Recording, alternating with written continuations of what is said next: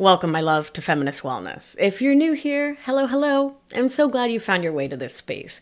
Whether someone recommended this podcast or you stumbled upon it while searching for answers about why life feels so hard sometimes, I'm thrilled you're here. You're exactly where you need to be. This show exists for you, the thoughtful, brilliant human who's ready to get curious about why you might be hustling for worth, overgiving, overfunctioning, struggling to make decisions, to feel calm and at home with yourself.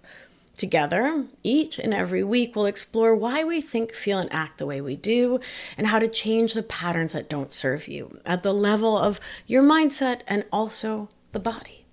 Here on Feminist Wellness, we dive deep into the psychology and somatics of emotional outsourcing, those sneaky thoughts like people-pleasing, perfectionism, and codependency that have you hustling for love, validation, and worthiness. And what is emotional outsourcing? Well, my darling, it is a term I came up with way back in 2012 and even trademarked because it's so good as an umbrella term for what we're doing when we have codependent, perfectionist, and people-pleasing habits. And I came up with it because none of the terms out there really felt like me while I was totally living in those ways. Emotional outsourcing is the chronic and unconscious survival skill habit of looking outside ourselves to feel safe, to belong, and to know we matter, our three core human needs. When we don't trust that we are inherently worthy, when we don't feel safe in our own nervous systems, when we're terrified of abandonment, we learn to outsource our sense of self to other people. We shapeshift. We anticipate other people's needs before they even say a word. We silence our own wants, needs, desires to keep the peace. And over time, we lose connection to our own knowing, our own authenticity, to our bodies, to what we truly want. And so when someone says, hey, what do you want for dinner? It's panic-worthy. But my love, it doesn't have to stay that way. Here, we combine science-backed tools with deep nervous system wisdom to help you shift those patterns. You'll learn to rebuild self-trust, connect with your body, and move towards balance and interdependence in your relationships. I'm your host, Beatriz. You can call me Bea, Victoria Albina. I'm a UCSF-trained family nurse practitioner. I hold a master's degree in public health, and I'm trained in somatic experiencing. And I have over a decade of experiencing practicing medicine, and I'm also a master certified life coach. I'm a total science nerd who's obsessed with evidence-based wellness. No snake oil, no pseudoscience, just real grounded tools that work. My work is rooted in neuroscience, polyvagal theory, while recognizing it's just a theory, psychology, and somatics, because I believe healing has to be both body-based and brain-based to create real, lasting change. I'm also an author. My book, End Emotional Outsourcing, Your Guide to Overcoming Codependent, Perfectionist, and People-Pleasing Habits, will be out soon, and I cannot wait to share it with you. This podcast is about so much more than fixing thought habits. Feminist Wellness is about reclaiming your intentionality and your choicefulness. Two gifts you lose when emotional outsourcing runs the show. It's about reconnecting with your body through somatics, body-based practices, and nervous system regulation or balancing so you can make decisions from a grounded, embodied place, build relationships that are truly balanced instead of over-functioning or over-giving, step out of resentment, frustration, and disappointment and into more ease and authenticity. And so you can remember that you, yes, you matter. Your needs, your voice, your values matter. You'll hear me nerd out about nervous system science, polyvagal theory, somatic psychology, and how we can build lives of interdependence, where we're in connection with others without losing ourselves. My love, I want you to know this. You're not broken, and you don't need fixing. You've been doing your very best with the tools you've had. And this podcast exists to give you new tools. Tools to help you step into self-trust, regulation, and freedom. So hit subscribe, follow along, come along with me on this journey. And if you love what you're here, share this podcast with your friends, your group chats, your community, because healing isn't something we do alone. You can learn more about me and my work at my website, Beatriz, Beatriz, Albina.com. And you can learn about my group programs like Anchor, the Somatic Studio, the Embodied Learning Lab, where we take these tools even deeper. My love, I'm so glad you're here. Thank you for giving yourself the gift of learning more about you and how you work. And until next time, take good care of you. You matter. Hello, hello, my love. I hope this finds you doing so well. One of the things I'm really passionate about is showing all of us who feel so deeply mired in our emotional outsourcing, our codependent, perfectionist, and people pleasing habits, that another way of life is possible, that it doesn't have to always feel like everything is like a full-on struggle bus, right? That you can live a life you love, where you know your limits and set boundaries, where you feel present in your body, where you know what you want, what you need, where you can make decisions with ease, where you don't have to consult the full peanut gallery before you do anything, where you don't ruminate constantly and chronically, where you can just be, and you can be in love with you. This is why I shared these Getting Anchored stories, these stories of people's experiences in my 6-month program, Anchored, where we dive deep with coaching, breath work, thought work, somatic practice, nervous system nerditry, in deep, resonant, loving community for 6 months, because we need that kind of margin to do this huge life-changing work. And I'm so excited to share the stories of people who've come in to Anchored because they were at wit's end, things felt not great, or things felt like kind of okay enough, but they knew life could be way much more better. And then they joined Anchored and they dove in and they let the community support them, let me support them, and their life feels so much more better on the other end. And so it is with exactly that goal in mind that I share a beautiful conversation I had with a physician who recently went through the program. Dr. Ashley Albers is an amazing human. Her patients are so lucky. The community in Anchored is so lucky to get to know and love her, and I feel so blessed and grateful to get to be her coach. So I hope that you can see something of yourself, your own struggle, your own goals, your own work in Dr. Albers' process, where she was, what Anchored did for her, and where she is now. So without further ado, Ashley. My darling, thank you so much for being here. It is my absolute pleasure. Thank you for having me. It's truly a delight. Will you tell the good people your name, where you live, sharing a land acknowledgement if you know whose land you're on? Sure. So I'm Ashley Albers. I am in Western North Carolina on Cherokee land, Eastern Band of the Cherokee Nation, although prior to settlers showing up, it was just the Cherokee Nation as a whole. And my pronouns are she, her. Beautiful. So my darling, You always ask. yeah, I always ask, what lights you up? What are you passionate about in this world? Oh, so many things.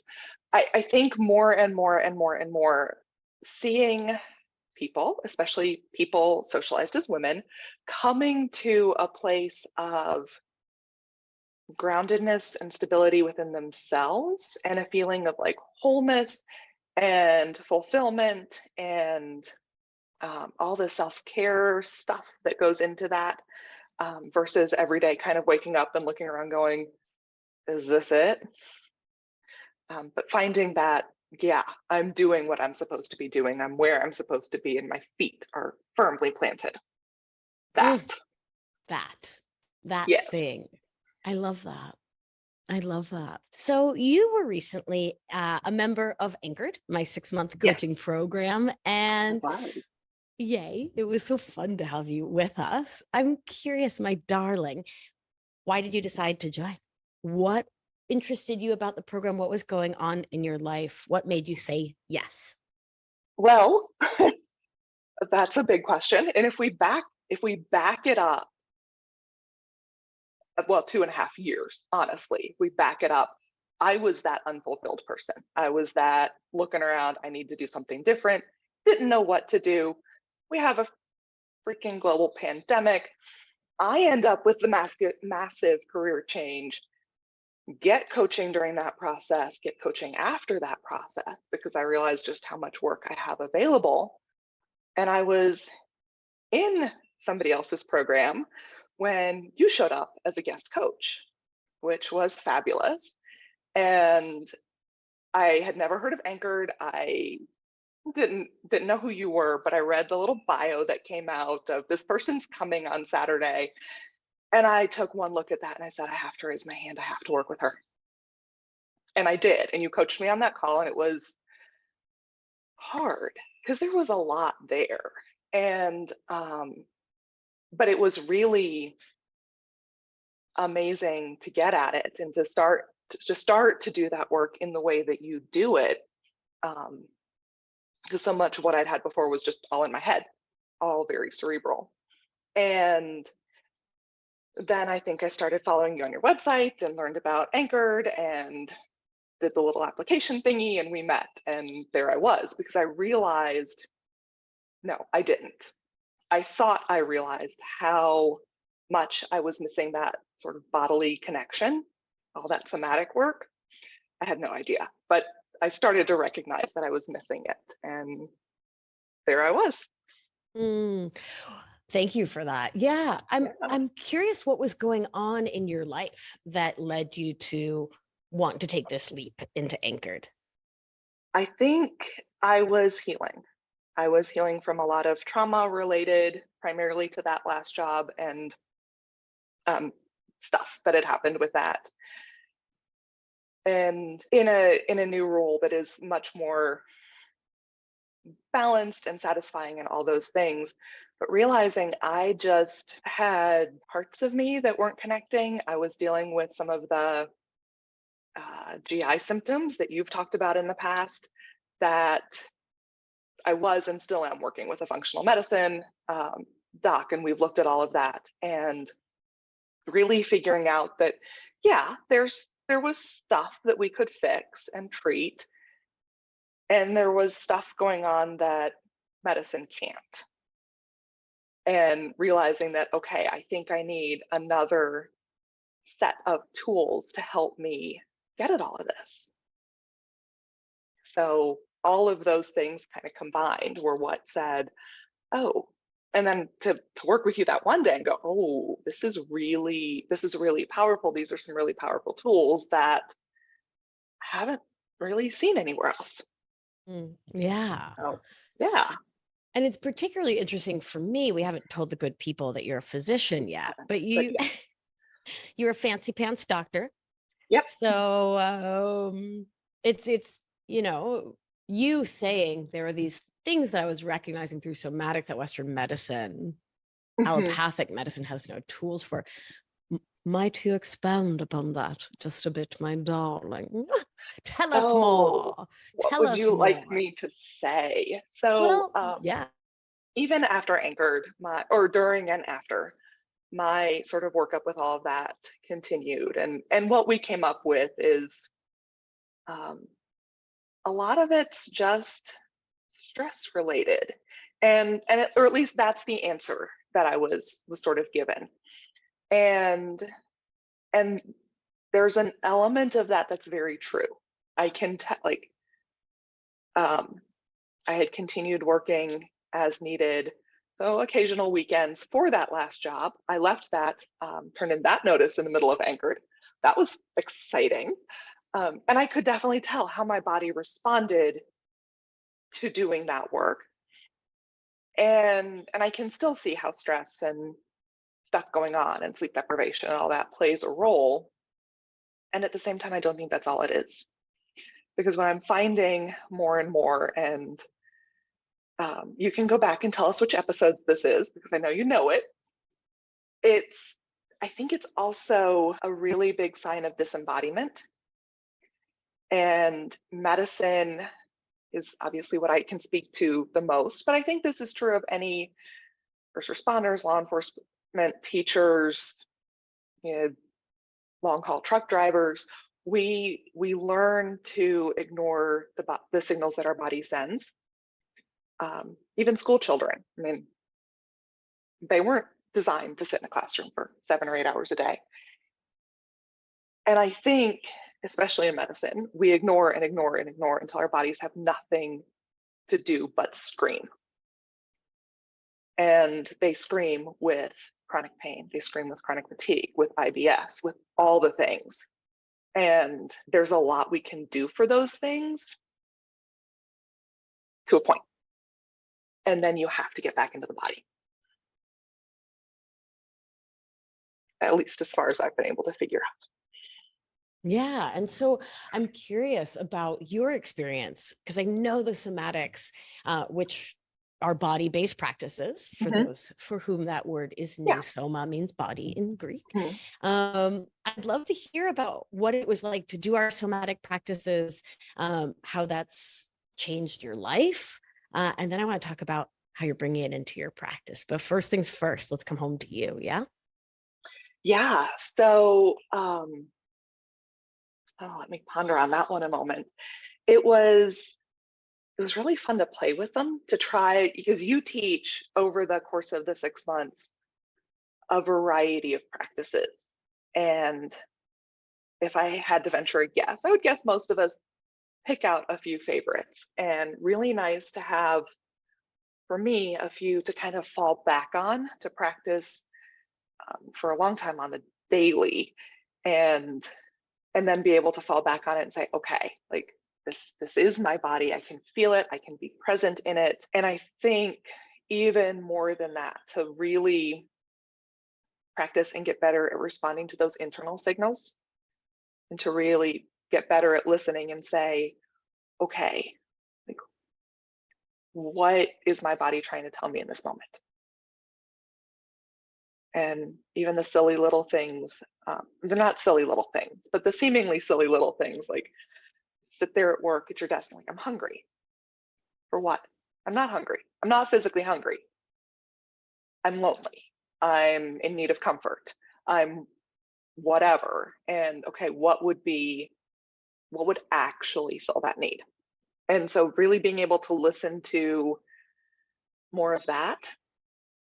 And I think the other thing, and this actually showed up in a very strong way with one particular incident while I was in Anchored, was to recognize when I am not in my body, to recognize when my sympathetic nervous system has taken over, appropriately sometimes taken over, and how long it takes to come back. Which even that recognition is huge. Say, where am I operating from? And what's different in your life with these skills and these tools, right? You've got the awareness, because I think this is where people, I don't want to say get stuck, but it's where there's like this internal pause where it's like, okay, awareness is cool, but wait, what do I do? I think for me, it's really been coming back into alignment with what's actually, what are the right things for me right now? And so saying, this is a wonderful class to take. This looks amazing.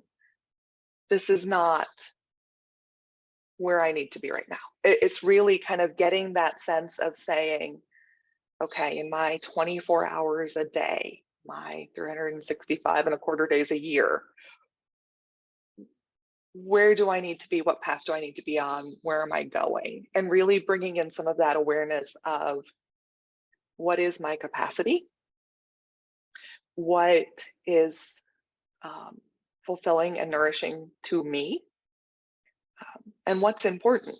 And being able to prioritize some of what is important and let go of things that are less so, or that are nice to haves, nice to do's, but not the core thing and not where I want to spend energy right now. I love that. I love that you're offering somatics as a beautiful tool.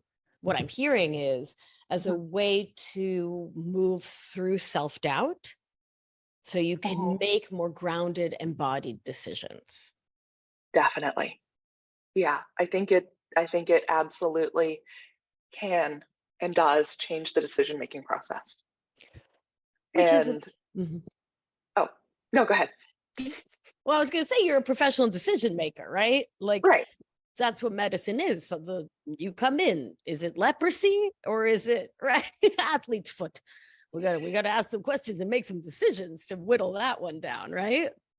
Right. Well, and I think that's really fun that you mentioned that because frankly, you're a professional decision maker too. And when we're doing our clinical work, I think a lot of times those decisions, we are so well trained that Hmm. those decisions become very, I don't want to say automatic, but we know the information so well that there's, I think often with experience, then there's less conscious thought and deliberation because we're so experienced and we are looking at our patients and we're noticing all the little things and we're paying attention to, oh, my hearing is telling me this and my vision is telling me this about them, and so we're able to incorporate that into a decision. Right. But we so focus that outwards on other people that to then be able to say my internal sensations are telling me this about myself, Yeah. we lose that. That is, We get that trained out of us because if you're scrubbed into surgery in your nose, it's just too bad. right. And so you learn to ignore those sensations, and this work brings you back to what your body knows. It's such a brilliant, it's such a beautiful point that you just made of how and this, I'm going to loop this back around to some feminism in a hot little second, but Do it. I will, doctora. So it's just interesting, this point you make that we spend all these years in school fine tuning our experience of our sensorium, of our nervous system, of our senses, right? Right. That like, yeah, you can hear the difference between different kinds of coughs. You can put your hands on someone's back and like, that's not pneumonia, just as they breathe, right? You're like, Right. diaphragmatic excursion, right? Like you All the come things. to have these keen senses and rely on our skills through the cognition as well. You just trust, like, I'm gonna go super basic here, but like extremely painful one-sided sore throat, no cough, it's strep. No, but you Right. don't, right? So it's like this combination of being in like a default mode with your Hmm. thinking Yeah. and relying on your senses, but it's all everyone else. And like, yeah, I mean, peeing, we don't Right. we don't do it. Eating, we don't do it, right? And if we take it outside of medicine, because I'm imagining some of who's listening is not in the medical field, think Right, about think about driving down the highway. right, Like you're so aware of every other car and you can kind of tell that that one is about to do something really stupid. right. And you can't always pinpoint how you know that, but you know that. And I think that's a lot of that's that body, like your body's incorporating oh, they're driving a little bit faster than they just sped up. Like that your conscious mind doesn't know because it's happening so fast. And you have that experience. And so, yeah, it's that combination autopilot plus awareness. And everybody does it. And in our modern consumer oriented, TV is always on, whatever society, we're all so good at that, but we don't think to turn it inwards. So I have talked for hours and hours on this show, and I shall some more about Yes. how these somatic practices, how building that inner awareness. I'm going to Mhm. use one of my top favorite words, the sensorium. Yes. Such a good word.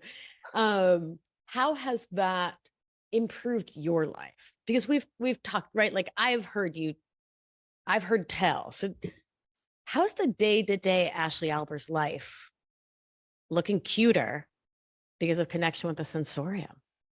Oh my gosh. It's a work in progress. And I do kind of want to pause us and say it's a work in progress. I mean, come It's on now. a lifetime work. It is more spacious. I have let some things go. And so some of that means there's less stress. Oh, that means there's more sleep and better sleep because I'm not on Zoom until whatever hour. Actually shut the electronics down. And it's more focused in a good way. I think instead of it's not driving toward some external goal. You know, you go into whatever your degree program is, and then that's your goal, and then that's your goal, and then whatever. But it's a lot more okay. Let me take a step back. And what do I want my life to look like by the end of the year? What do I want it to look like in 5 years? And really, what are the things that are filling for me and doing more of those and letting the other things go? That just hit me in the heart. Right. Yeah. What you're bringing up is nourishment, right? Mhm. Well, I have a love-hate relationship with the word because I think it gets misused, misappropriated. Mm. But it's balance in a different way. You know, we give, especially in medicine and frankly women, we give and give and give so much. And so it's not taking, it's not balance in that way, but it's balancing in what way can I give to the people and the things and the animals that I love and what feeds me and actually receiving that and getting that versus feeling like it's all giving and giving and giving and doing. And yeah, so it's a different balance, and it lets Yeah. me be more present when I am with people, which is really Mm. cool. That's one of my favorite parts too Yeah. of all this somatic work. Yeah. Mhm. Yeah. I don't have like a clinical practice anymore. I closed my private practice, but I do volunteer at a free clinic because, Mhm. UCSF, we're always going to give back. Yep. And I can feel the difference in my body, how much more present I am in clinical interaction and in Mhm. coaching and as a partner and as a dog mom and as a sibling and as a best friend, right? And as a Right. meditation facilitator. I'm because I'm in my body, I'm overall here so much more. And when you're not, you can get back, Yes. right? When you Yes. realize that Yeah. you're not in your Right. body, you actually know it, and you can change the situation. Right. You can bring yourself back in. Yeah. Which is so beautiful. Yeah. And it's this magical thing. It has allowed for many, many, many, many, many, many, many layers of magic. And this one I'd love to name is what my partner and I are calling loving do-over. And That sounds like, like fun. yeah, it's really, really sweet because we've both been just paying like this very gentle, keen attention to our language choices and how Yes. they feel in our bodies. And so I've been noticing this habit that I learned growing up of saying, do you wanna? Instead of saying, can you please? Yeah. Yeah. Do you want to empty the dishwasher so that I can get the chicken in the oven? Girl, that is not what no. Absolutely not. I Like, am well, I not. mean, I personally never want to empty the dishwasher Who unless I'm does? really well, when there's a stack of dishes that I don't want to wash, then Fair yes, enough. Okay, that is fair the enough. Fair better of enough. the option. Like Right? But lesser of like, two evils, but seriously. And it is through somatic practice teamed with thought work that I can both see so thought work, right? The cognitive work allows me to see that the thought, can you, blah, blah, blah, or I'm sorry, do you you wanna, want to. Yeah. instead of can you? Oh, it's even more insidious than do you want to? It's do you wanna? So there's like a little like colloquial, like, hey, just hanging out. Do you wanna? Yeah, this will be fun. No. Right. Manipulative without noticing. Like no idea, right? Yeah, so I can do thought, like all the thought work showed me what the result was in my life of using that kind of language, right? Reinforces the neural loop in my brain that says that it's not safe to be direct, right? Strengthens the belief that I need to people please, strengthens the codependent story that I can't ask for what I want and be met, right? Like, and that was all insidious. Like, I feel deeply safe and beloved and amazing and interdependently met in my relationship. But all these subtle things from childhood were there. And then the somatics helps me to feel into it. So now when I say something like that, she doesn't even hear it, but I feel it. And I'm like, oh, that like indigestion, like past the Tums kind of moment where I'm just like, hey there. So I know you didn't even hear it, but I just said something that feels yucky. Can I get a do-over? And it's so amazing. And it's what you're talking about, is that being present has like expanded my energetic peripheral vision. Absolutely. That's pretty dope. It is. Yeah, it's super duper dope. Yeah. So listen, I know not to threaten you with a good time, but I said we'd talk about some feminists. Oh, come on. Beauty. Where is your sense of adventure? Let's go that. Feminism. Let's talk about it. Let's talk about socialization as a woman. Yes.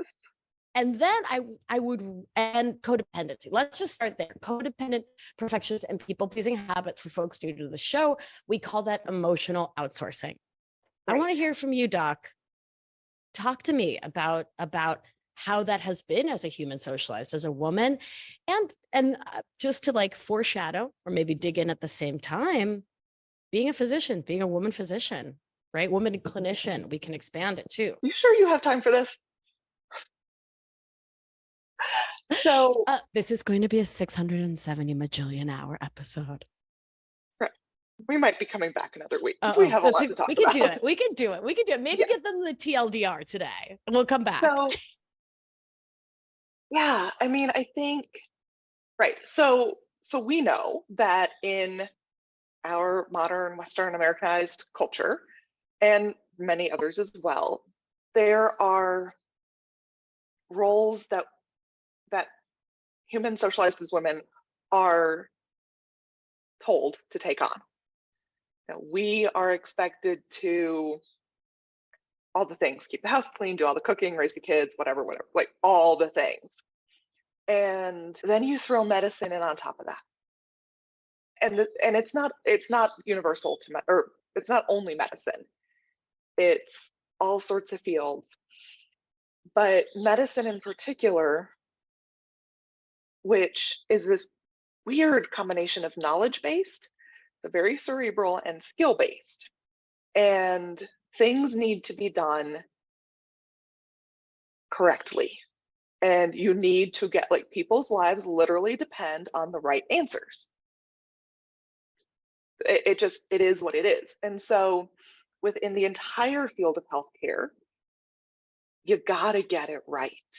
And your ability to get through school, if you're becoming a physician, to get a good residency, to get your fellowship, to get the job you want, to pass your boards, to all the things, depends on getting it right. And the first couple of years of medical training are primarily in the classroom. And so you're trying to get the test questions right. And after that, you're out on rotations. And so it's, does my attending physician who's training me think I got it right? Do they think I did this right? Do they think I know enough and ask the right questions? And we don't need a whole big thing on how we evaluate residents, but like, does this group of humans think I'm enough? And tack on severe crippling sleep deprivation on top of that, and you completely outsource it. And then you take these people who already want to achieve, are already driven to do that for whatever factors are either innate or socialized into them. And it's a recipe for codependence and outsourcing. And if you don't get the residency, if you fail the rotation, if you whatever, that then gets seen. So many people take that on as, I am a failure. I am never going to be a good doctor. I'm never going to be enough. And side note, you probably also have crippling debt, so you really don't see another pathway out. So you're kind of stuck. And then it becomes even more, I have to get the validation from whoever these people are, or I'm just screwed for the rest of my life.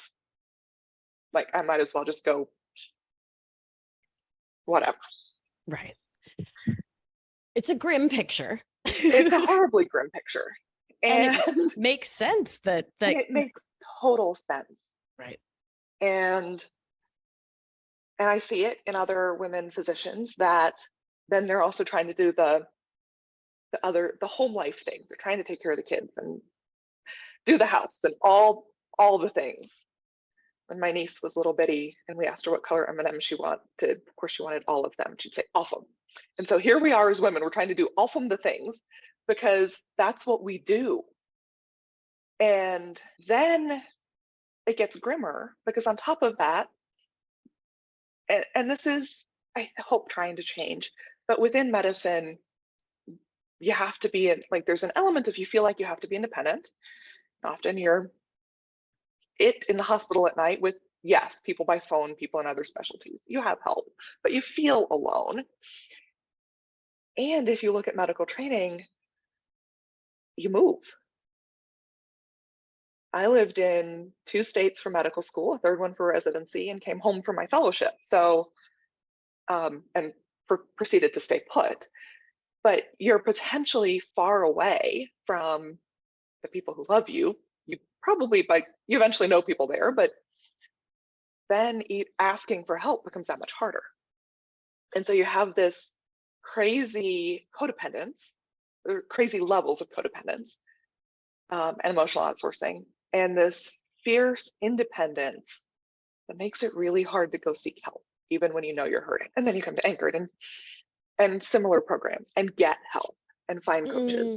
And there is help out there, and it's hard to get it sometimes. Yeah. I mean, that was a perfect segue. I could not have planned that, Doc. Tell the good people. Thank you. You're a goddess indeed. So tell how has Anchor changed this relationship to pleasing the people, pleasing the self, doing it right? Like, tell us all about it. Well, once again, my disclaimer is that it's a work in progress because it's, 6 months is hard to compare to like 8+ years of training. So I think one thing that was really powerful about Anchored is that while it was all women or people socialized as women, it wasn't all medical types. And even if it was, even the others who were in medicine weren't all physicians. And so we had people from different areas struggling with a lot of the same things. And I think that, I think it's both. I think it's really powerful to look at like your population, which in my case is women physicians, and to look at a population that has more diversity within it to say, okay, it's not just me, it's also not just my field. And kind of have people learn and grow together in some of that asking for help. And a couple of things that you had that were really cool. I think you've mentioned there's a group that we're all in, and you have channels in there, one for asking for help and getting it. And it could be anything, whatever, but also I just want to be seen. And I think both of those kind of together really combine well for, it's okay for people to see me struggle. You can't ask for help if it's not okay for people to see that you need it. And it's okay to, and it is safe to ask for help. And to do that within a smallish container with smallish things, or ridiculously outlandish things so that we can get told no. I mean, that was fun too. It is a way of kind of practicing that. And then that can slip over into life a little bit. And often, I think, turns into or gets a response of people saying, oh yeah, I'm happy to, like, that's easy, I can do that. Yeah, it So is really nice how the community shows up for each other, right? yes, it Yeah. really is. Yeah. What was your experience with the community? It was really fun to watch it form together. I mentioned I'd been in another program, and the way that one is structured, at any given time, there are new people and people who've been in. And so the community is kind of already there. And so to be anchored with a whole bunch of people who didn't know each other at all, I don't think we had anybody who knew each other prior to, and watch ourselves kind of grow together and start interacting a little bit more, and a little bit more in Slack, a little bit more in the chats on Zoom, and just see that start to pick up and say, okay, I can be safe and home here in this container. It was really fun. It is super duper fun. One of the things people worry about is making friends and building community. How was that part for you? And getting coached in front of other people. Oh, people get so nervous, which I get. Come on. Oh, totally. I totally get. And again, I was not brand new to getting coached in front of other people, but it's a vulnerable thing. And I think that's why that Slack portion of it, and we did really solid introductions at the beginning to I know these are all the people who could possibly see this. I've now met all of them. I think that was huge. But I think what's really fascinating is you can watch somebody else get coached, or you can listen to podcasts and go, oh shit, that's me too. Really fun when that happens on a podcast. But you can watch somebody, see yourself in them, even if it's a different situation than what you're dealing with, and know that that's happening kind of in the reverse. And I think that you and the other coaches that I've seen work for you both do a really good job of keeping it safe. And there's also such a strong promise of confidentiality that goes, and everybody contracts for that that degree of safety, that nothing goes anywhere. And that's huge. And I think that really goes a long way. And I think, Zoom changed their features and how you can do like the reactions and the hearts and the smileys and stuff. And I think that helps too. You get coached and all of a sudden people are sending you hearts and it's like, oh.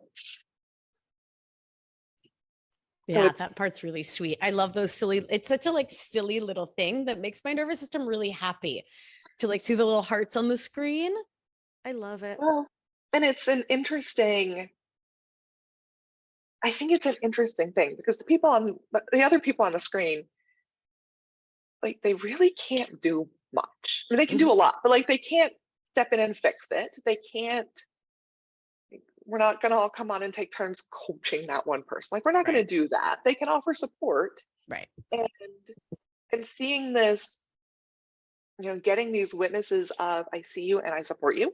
Right. And I see you and I would give you a hug if I could, if you wanted that, is that's what the hearts and stuff kind of do. And I think that's really good for people's nervous systems. And again, that bit of, okay, it's one thing for the coach to coach me and see me. Oh, other people did too, and I didn't die. Oh, I love that part. Other people saw me and I didn't die. Right? Because there's that inner child, that like nervous part of all of us that's like, what if I'm the only one that's this messed up or messed up in this way? And like, Right. if I share it, will I be judged? Will I die? Like, will the earth end? I know that Right. feeling Will I so get well. thrown out of the tribe to the lions? And if the lions see me, I'm dead. Right. I Exactly. mean, we've got Totally. so much of the brain playing into that, Yeah. yeah, Yeah. The savannah of evolution strikes again, right? right. And if Yeah. it's, I was going to say, if it's okay for strangers to see me, relative strangers, Yeah. Yeah. maybe, Maybe. maybe it's okay for somebody Maybe. else too, also. Maybe. Yeah. And I appreciate that you noticed the in-depth introductions up front. So Oh, that yeah. is the nervous system tool of orienting, right? That we Mhm. later then talked about and anchored. It's Yeah. when we know who's in the room, our nervous system can do like a IRL, like real-time threat assessment. Right. And I mean, threats. Everyone in Anchored is like pure ravioli, right? Like it's like the tenderest little group of sweet potatoes. But whatever, everyone's nervous system might not recognize that. So we get to take that moment to be like, okay. Well, and yes, everyone is, and we don't know that day You one, don't, how could you know it? right? How could we possibly know that this How? person who lives literally on the other side of the country that I've never met before is actually a nice person? Like, I don't know Right. that. Right. But you Um, do soon enough, huh? but you do soon. And Yeah. you like, yeah, and that orienting, you're right, Yeah. really helps with that. Yeah. Goes a long Yeah. way. And I love how you spoke to this of like seeing someone else getting coached and your nervous system is like, oh, that's me, or the other way around. That is so Mhm. powerful to me because people get, oh, I can't make the live call. I can't be there. Or like, will everyone get coached every time? You don't need to be there live. You don't need to get coached every time. No, and the way our group was set up, um, half the calls were while I was at work. I didn't show up half the time. More than half the time, I did not show up live. I watched the replays. And yeah, those were really powerful things too. Right. You don't you don't have to be present. It's I think, nice to be when you can, and you don't have to be. It's okay to not. yeah, I think it's such a huge and important point. Yeah. Yeah. That there are so many ways to feel a part of the family and to know that Mhm. you're not alone. Because that's the main thing, right? Our nervous systems want significance and belonging, the two parts of safety, right? Absolutely. Right. Yeah, so we have to practice that together. I love it. Yeah. So Oh, I fun. love it. So, what would you say to someone who is having some nervousness or some trepidations about joining the program, about investing in themselves, about spending 6 months working on their emotional outsourcing and somatics? What would you say? Give us their pep talk. Okay. So um before I found coaching, even before I knew of Anchored or had ever heard of you, there was a point in time when I don't think I could have, looking back, I don't think I could have done it. I wasn't open to it. I wasn't able to see it. I needed to start that healing process and be able to be a little bit more open and then really dive in and do the work. And I will also say that when I was in that place, I wasn't listening to podcasts like this. I was, very stuck in a way that it wasn't going to get traction. And so I think if you're out there and you're thinking, hey, this is kind of tempting. I wonder if I should. I wonder if this could help me. That's probably a sign that this work could. And that some part of your system is open enough and ready enough that maybe it is time. And, finances often have a way of working themselves out. Partners tend to get convinced of things. I know that there's a lot. I think too. I mean, we were just talking about safety and the fears that come with coming into something like this, and a lot of that is our conditioning and our um, socialization and that sort of thing. But I think the other thing that's really come up for me is how much of my safety comes from within. And so I think if you're on the fence, it's worth an application. It's worth an initial phone call. You have the option of deciding that it isn't right, but if you're thinking about it, something in you thinks it is. And it's that voice, the voice inside you, that's your body saying, hey, it's time to do something. And that's the whole point of what we're trying to get at, is being able to listen to that voice in that part of our bodies. I love that. I love that your guidance is to look at it within once more. Mm-hmm.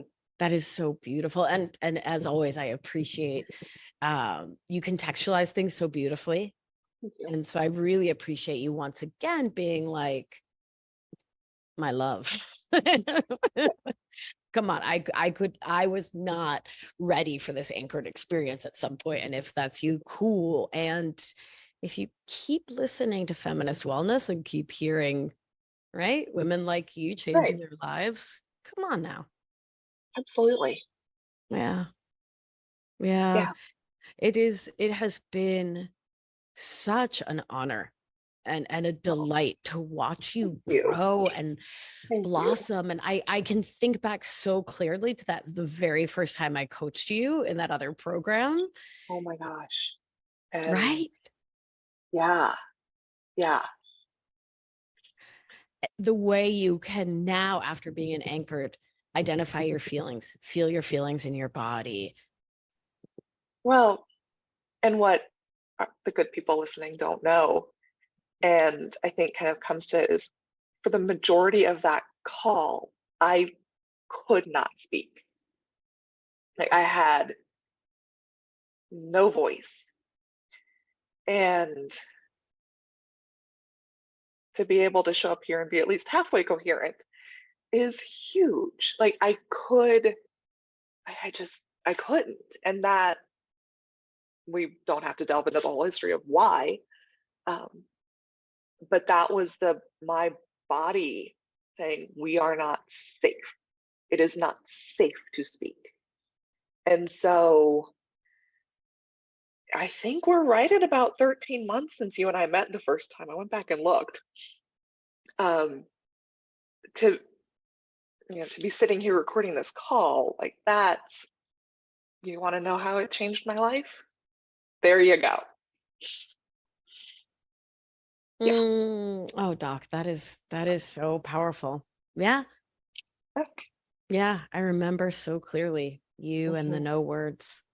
Yeah. And here you are speaking not just coherently, but incredibly articulately, you goose. About the beautiful changes in your life, about that huge shift from emotional outsourcing to interdependence. Mm-hmm. And I've seen that in you, in the way you talk about your life, your relationships, your body. It's so beautiful. It is. And it's like, I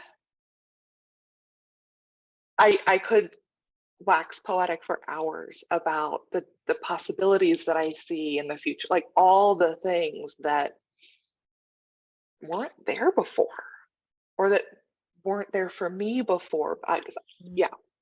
And I think the other thing I would say to your listeners, it's a lot of work. Oh yeah. And we won't sugarcoat that. It's work, and it's worth doing. And it's a physics lesson, an object in motion. Once you start doing the work, it's that much easier to just keep doing it and keep going and keep connecting into the parts of yourself and all the things. And yeah, kind of snowballs on you. It's really fun. I love that. The snowball of self-discovery. It's fun. Hang It on is. tight. Here we go. It Yeah, is. I mean, come on.